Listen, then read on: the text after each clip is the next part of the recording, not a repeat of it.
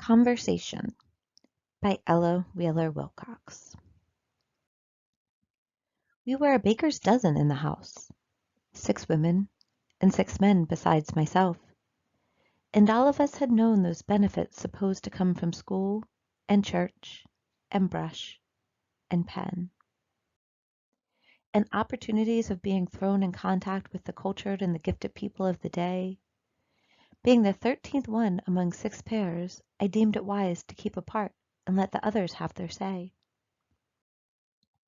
And from my vantage place upon the stairs, or in a corner, where I seemed to read, I listened for some word that would make life seem sweeter, or cast light upon the goal toward which all footsteps wend.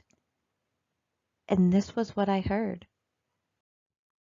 Throughout each day and half of every night, the men talked business, politics, and trade. They told of safe investments and great chances for speculation. One man, who had made pleasure his art, described the newest dances and dwelt upon each chase, glide, and whirl, as lovers dwell upon the charms of some fair girl. They talked of war and tried to find its cause, and quite deplored the fact that wars must come. But since this desperate condition was, they carefully computed what the sum of profit might be to a land of peace, and wondered if times would be harder should war cease. They spoke of games and sports, told many a story that made the listeners laugh. Then back from these, always they harked to money, or the gory and savage drama playing overseas. Then there were tales from club and smoking room, the submarines of gossip, bringing some named doom. The women talked of fashions and of plays, but more of players and their private lives, related tittle-tattle of their words and ways, their lighting change of husbands and of wives, and there was chat of garments and their price, of operas and balls, and all that gives life spice. Some talk there was of music, pictures, books, but of musicians, painters, authors, more, the way they lived, their methods and their looks, the color of their eyes, the clothes they wore, and whether it was true, as had been stated, that gifted people were quite sure to be mismated.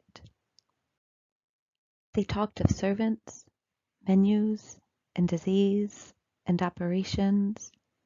Each one came in line with some astounding tale to tell of these, and of her surgeon's skill, which seemed divine, but of that vast domain where live our dead, and where we all are hurrying, no word was said.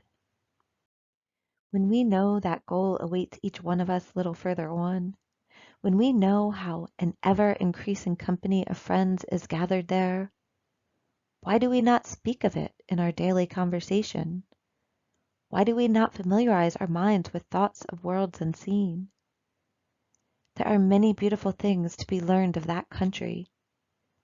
There are sacred books of great travelers, whose souls have cried, "Hail across the border!" There are truths which have been learned in visions and by revelations. All the revelations were not given to St. John alone. All the wise men of the world did not die 2,000 years ago. Why do we not talk of these eternal truths, instead of wasting all our words on the evanescence, the ever-changing, the trivial, and the unimportant? There is but one important theme, and that is life immortal.